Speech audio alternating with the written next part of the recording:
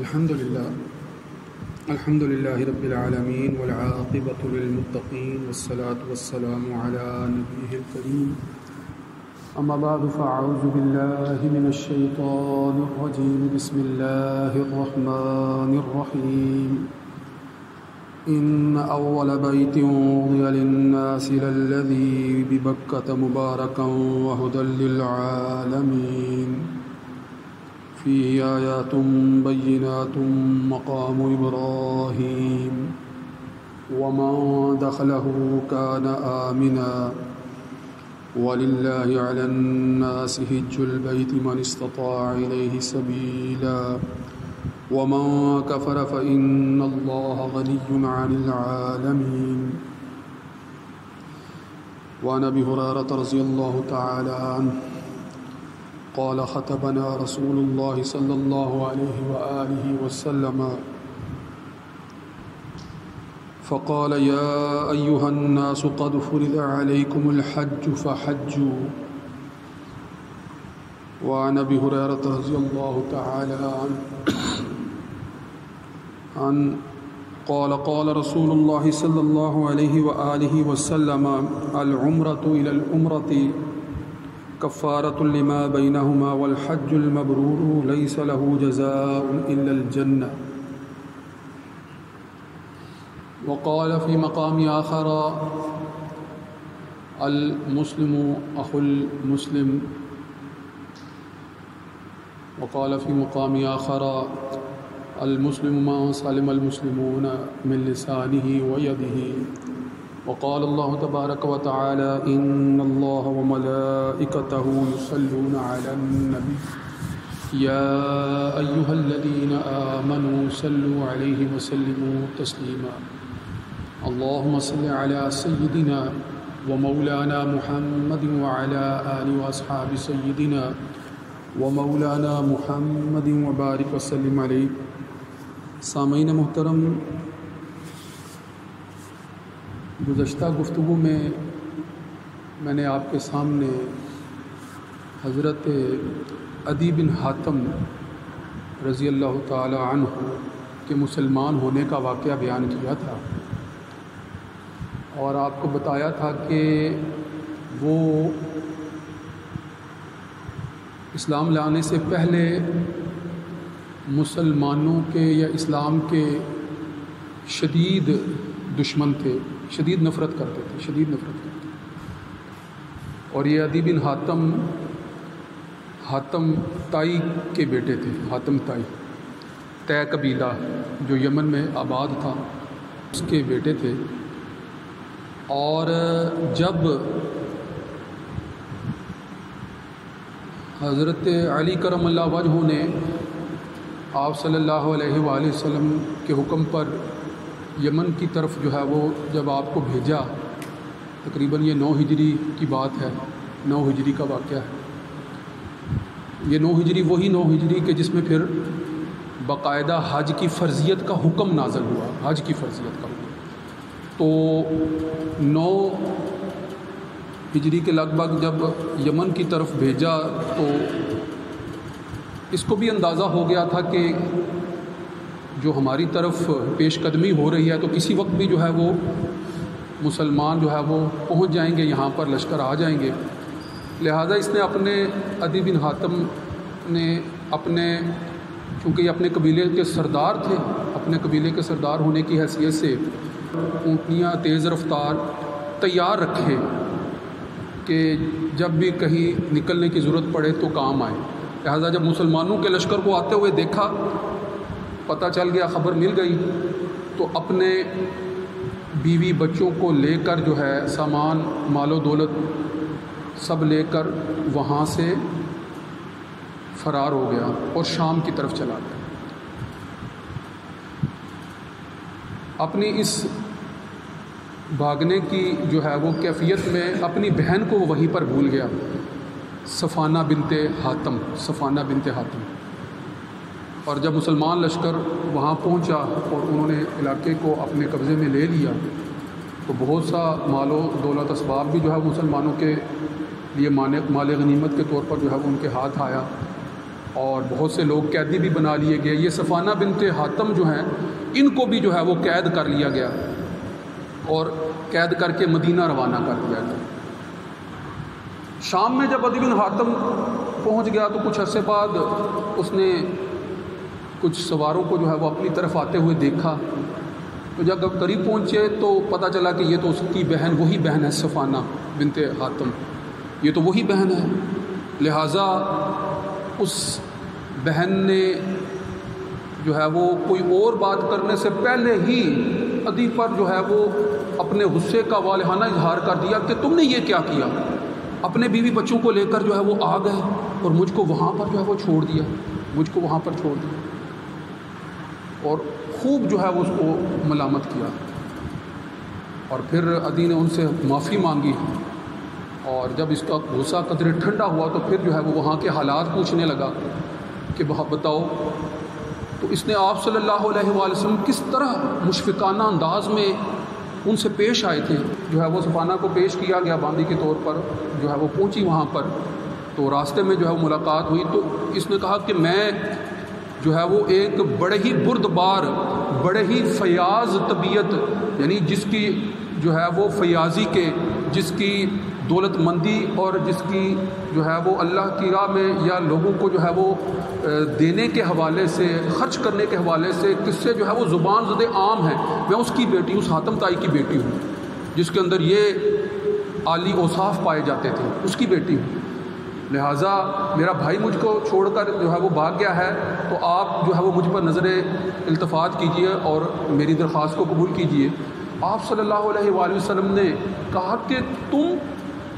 تمہارے باپ کے اندر واقعی وہ صفات موجود تھی جو ایمان والوں کی صفات ہوتی ہیں. کیونکہ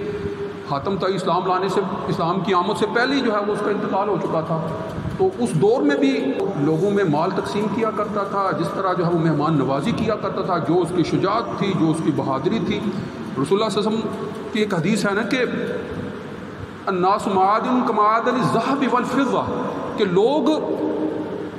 معدنیات، یعنی یہ جو جوہر ہوتے ہیں، جو زمین میں معدنیات پائی جاتی ہیں، لوگ بھی ان کی طرح ہوتے ہیں. جیسے سونا، جیسے چاندی، لوگ بھی انہی کی طرح ہوتے ہیں. الناس کمعادن الذهب والفضہ. تو خیارہم فی الجاہلیہ خیارہم فی الاسلام، یعنی جو زمانہ جاہلیت کے اندر اعلیٰ جو ہے وہ اوصاف کے مالک تھے، وہ پھر اسلام میں بھی جو ہے وہ اعلیٰ اوصاف کے مالک ہوتے ہیں اسلام لانے کے بعد. یہ بڑی اہم بات ہے. تو اس نقطۂ نظر سے جب آپ غور کریں گے تو آپ صلی اللہ علیہ وسلم نے صفانہ کو کہہ دیا کہ تمہارے والد کے اندر تو وہ صفات تھیں، وہ کہ وہ اسلام لانے کے پہلے کے دور تھے، وہ صفات تھیں جو مومنوں کی شان ہوتی ہیں، جو مومنانہ صفات ہے. لہٰذا آپ صلی اللہ علیہ وآلہ وسلم نے اس کو رخصت کیا اور اس بات کا بھی انتظار کیا کہ کچھ اس کے قبیلے کے دیگر لوگ آ جائیں، اس کے ہمراہ اس کو رخصت کیا، لباس وغیرہ کپڑے اور جو ہے وہ زاد راہ بھی جو ہے وہ دیا، بڑی فیاضی کے ساتھ پیش ہے. تو اب جب یہ صفانہ جو ہے وہ عدی کے پاس آتی ہے اور آ کر جو ہے وہ اپنے بھائی کو وہاں کے حوال بتاتی ہے، تو پھر کہتی ہے کہ تمہیں بھی جو ہے وہ رسول اللہ صلی اللہ علیہ وآلہ وسلم کی خدمت میں حاضر ہو جانا چاہیے، تمہیں بھی وہاں جانا چاہیے. اب عدی جو ہے وہ پہلے بت پرست تھا، پھر جو ہے وہ اس نے بت پرستی سے جو ہے وہ تائب ہو کر عیسائیت قبول کر لی تھی، اور اپنے آپ کو عیسائیت پر کاربند جو ہے وہ بڑا ہی جو ہے وہ راہ راست پر چلنے والا سمجھتا تھا. اپنے قبیلے والوں نے اس کو سردار بھی بنا دیا تھا. تو اس سرداری کی وجہ سے وہ اپنے آپ کو ہر حوالے سے درست کر سمجھتا تھا. جب اسلام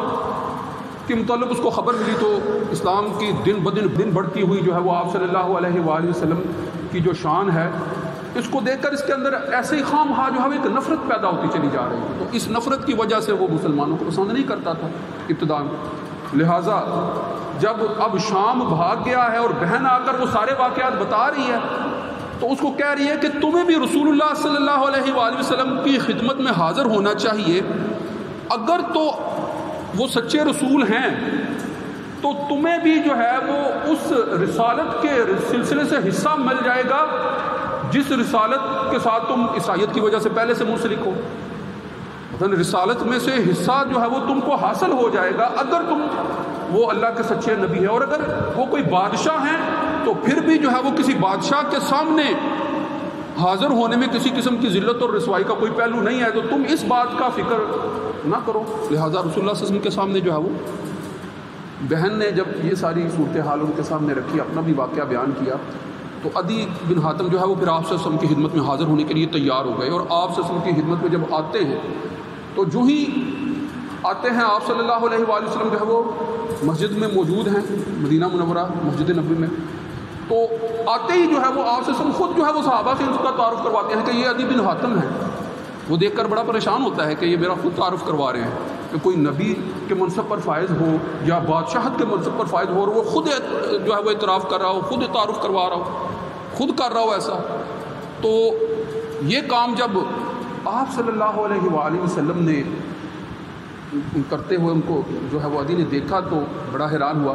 پھر جب صحابہ کی مجلس سے فارغ ہوئے تو آپ ان کو اپنے حجرے کی طرف لے گئے۔ راستے میں ایک بڑھیا تھی،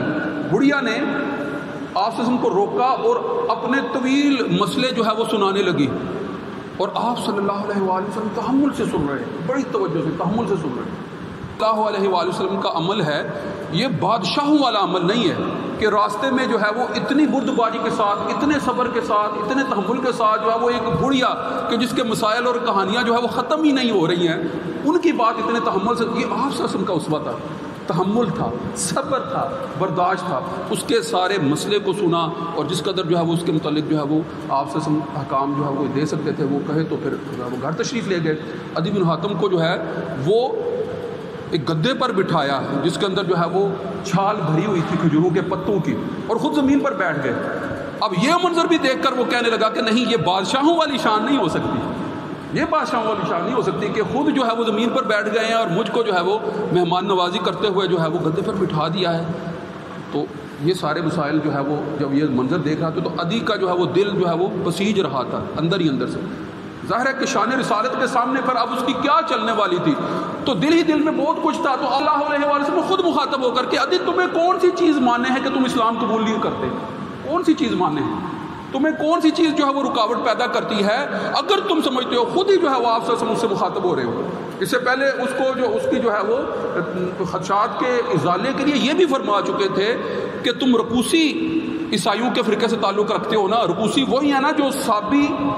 اور عیسائیوں کے مجموعے سے پیدا ہونے والا فرقہ ہے، اور یہ اپنے لیے جو ہے وہ چوتھا حصہ غنیمت کا جائز سمجھتا ہے، اور حقیقت میں تمہارے مذہب کے مطابق جو ہے وہ مال غنیمت میں سے چوتھا حصہ لینا جائز نہیں ہے، مگر تم اس کو لیتے ہو۔ جب یہ بات عدی نے سنی تو پھر پریشان ہو گئے کہ یہ کیا قصہ ہے، یہ کیا واقعہ، اگر یہ اللہ کے نبی نہ ہوتے تو یہ بات یہ نہ جانتے ہوتے، لہٰذا مزید جو ہے وہ تو آپ سے ہم نے واشگاف الفاظ میں جو ہے وہ کہہ دیا کہ عدی تم کو کون سی چیز مانے ہے، کون سی چیز رکاوٹ ہے، غریب ہیں، مفلس ہیں، تو وہ وقت ان قریب آ جائے گا، تم اپنی آنکھوں سے دیکھو گے کہ مال ہوگا اتنا مسلمانوں کے پاس کہ کوئی مال لینے والا ہی تمہیں نہیں ملے گا، لوگ زکوٰۃ لے کر نکلیں گے، زکوٰۃ لینے والا کوئی نہیں ملے گا، اس قدر جو ہے وہ مال کی فراوانی ہو جائے گی۔ پھر فرمایا کہ اگر یہ تم سمجھتے ہو کہ ہم جو ہے وہ تعداد میں کم ہیں اور دوسری قومیں تعداد میں بہت زیادہ ہے، تو ان قریب وہ وقت آنے والا ہے، ان قریب تم دیکھو گے کہ قادسیہ سے اکیلی عورت حج کی نیت سے جو ہے وہ مکہ تک پہنچے گی، اور اس اکیلی عورت کو راستے میں کسی کا خوف نہیں ہوگا، امن کے ساتھ جو ہے وہ مکہ میں پہنچے گی، امن کے ساتھ۔ اب یہی بات، اور پھر ساتھ ہی فرما دیا کہ تم کو کس چیز کی ممانعت ہے کہ تم اللہ کو وحدہ لا شریک نہیں سمجھتے، لا الہ الا اللہ کہنے میں تمہیں کیا رکاوٹ ہے، کیا پھر اللہ اکبر کہنے میں تمہیں جو ہے وہ کس چیز سے رکاوٹ ہے۔ آپ صلی اللہ علیہ وآلہ وسلم کی یہ گفتگو سنی تو حضرت عدی بن حاتم رضی اللہ تعالیٰ عنہ جو ہے وہ وہیں پر پھر اسلام لے آئے، اور آپ صلی اللہ علیہ وسلم کے ہاتھ پر جو ہے وہ کلمہ طیبہ پڑھا۔ آپ صلی اللہ علیہ وآلہ وسلم کا چہرہ جو ہے وہ بشاشت سے کھل اٹھا، بڑی خوشی کا اظہار کیا، اور حضرت عدی پھر فرماتے ہیں کہ میں نے اس واقعے سے دوسرے سے تیسرا سال گزرا تھا، تیسرا سال چل رہا تھا، تو میں نے اپنی آنکھوں سے دیکھ لیا کہ مال لینے والا کوئی نہیں ملتا تھا، اتنی مال کی فرمانی تھی، غنیمت کا مال اتنا آتا تھا، دینے والے کے لیے جو ہے وہ دے دے کر جو ہے وہ مال جو ہے وہ اتنا زیادہ لوگوں کے پاس ہوا کرتا تھا کہ لینے کی حاجت ہی کسی کو محسوس نہیں ہوتی تھی۔ پھر یہ بھی دیکھ لیا کہ قادسیہ سے اکیلی عورت حج کی نیت سے جو ہے وہ مکہ کا سفر کرتی ہے اور راستے میں جو ہے وہ کوئی اس کو جو ہے وہ پریشانی پیش نہیں آتی اکیلی۔ اب ذرا غور کریں کہ یہ واقعہ میں نے اسی پس منظر میں رکھا تھا، کیونکہ یہ حج کے پس منظر میں اب یہ دور ہے 9 ہجری کا، 9 ہجری، اور یہ فرضیت حج کا بھی وقت ہے، حج کی فرضیت کا وقت ہے، 9 ہجری کا وقت ہے، اور مسلمان جو ہیں وہ فاتحانہ شان سے مکہ کے طول و عرض میں وادی غیر ذی زرع تو پہلے جو ہے وہ زیر نگین آ چکی ہے، فتح مکہ کے بعد جو ہے اب جو جزیرہ نمایاں عرب کے طول و عرض سے قبائل جو ہے وہ جوک اسلام میں داخل ہو چکے ہیں، اور پورا مکہ تقریباً جو ہے وہ اسلام کے جو ہے وہ زیر نگین آ چکا ہے۔ اب آپ صلی اللہ علیہ وآلہ وسلم جس فرض کا حکم دے رہے ہیں وہ فرض وہ حکم ہے کہ اب اسلام غالب ہے، مسلمان جو ہے وہ مالی طور پر جو ہے وہ حیثیت والے ہیں، صاحب حیثیت ہیں، اب مسلمانوں کو جو ہے وہ کسی بھی جو ہے وہ قسم کی زمینی حقائق کے حوالے سے پریشانی لاحق نہیں ہے۔ اب جس آخری 5ویں رکن کی فرضیت کا حکم دیا جا رہا ہے وہ حج کی فرضیت کا حکم ہے۔ حج اسلام کا 5واں جس کو تکمیلی رکن بھی، حج کی جو عبادت ہے یہ اسلام کی اس بنیاد کو اجاگر کرتی ہے جو دین اسلام کی خاص جو ہے وہ معراج ہے۔ غور کیجیے گا، اللہ رب العزت نے فرمایا ان الدین عند اللہ الاسلام، کہ لوگوں کے لیے جو بہترین پسندیدہ دین ہے اللہ کے نزدیک وہ اسلام ہی ہے، اسلام۔ اور اسلام ہے کیا؟ اسلام پیغام محبت ہے۔ مسلمان وہی ہے جس کی زبان سے اور ہاتھ سے دوسرے مسلمان محفوظ ہوں۔ پیغام اسلام جو ہے وہ محبت کا ایسا پیغام ہے جو بچھڑے ہوں کو ملاتا ہے، جو بیگانوں کو یگانہ کرتا ہے، جو جاننے والوں کو صدیق کے منصب پر فائز کرتا ہے۔ غور کریں نا، یہ پیغام محبت ہے، اور محبت کا مطلب ہے جوڑنا۔ غور کرنا، محبت کا مطلب عنصر محبت جو ہے وہ جوڑنے کے لیے ہے۔ جوڑنے کا مطلب کیا ہے؟ اتحاد پیدا کرنا، جوڑنا۔ اتھل سے تعلق رکھتی ہیں، الگ قبیلے سے تعلق رکھتی ہیں، الگ زبان سے تعلق رکھتی ہیں، ان سب کو ایک کلمے کے تحت جوڑ دینا، یہ وہ اتحاد ہے جس کا اسلام پیغام دیتا ہے۔ غور تو کریں نا ذرا، یہ پیغام اسلام کا جو اتحاد کا پیغام ہے یہ کس طرح سے جو ہے وہ پوری دنیا کے انسانوں کو آپس میں جوڑ دیتا ہے۔ جتنی بھی عبادات فرض ہوئی ہیں ان کے اندر یہی تو پیغام موجود ہے۔ غور کریں، آپ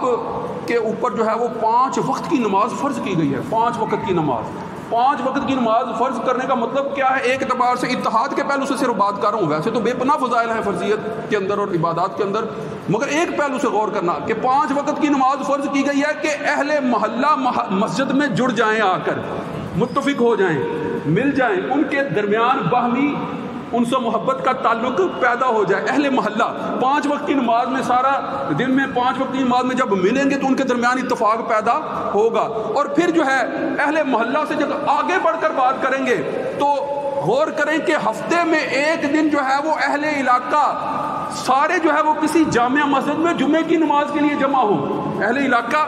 ان کے اندر جو ہے وہ تعلق اور محبت پیدا ہو۔ پھر ذرا اگلے مرحلے پر بڑھیے کہ اہل علاقہ سے بڑھ کر اگلے مرحلے پر کہا کہ سال میں جو ہے وہ